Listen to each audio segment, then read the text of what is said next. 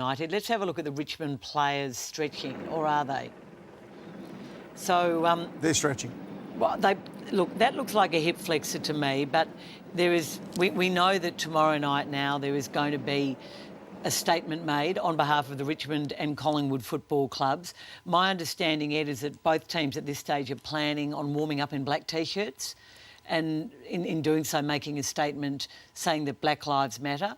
I think the AFL is keen to get a uniform response from every club over this, but I think, is it right that some players are planning on wearing marks on their BLM on their runners or on the boots, I believe. Boots? Yeah, Carol, I think it's been a wonderful thing this week. There's been from within. So this is not anything that's been imposed, hasn't come from the media department or the PR department. This is something that is organic from within.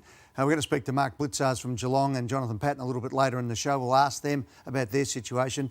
But yes, today both clubs came together and worked it out themselves. I think I've spoken to the AFL, but this has come from within. It's something that is really important.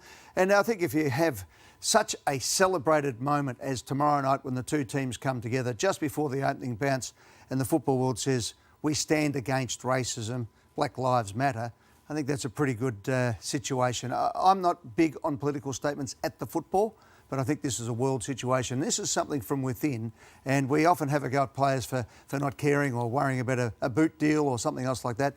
This is something that the players all want to do, and the clubs are absolutely behind them. And I think Tanya Hosh from the AFL is trying to get a unified response, but with so many Indigenous and other players in the AFL going to their teammates and saying they want to do this, which I know happened at Richmond.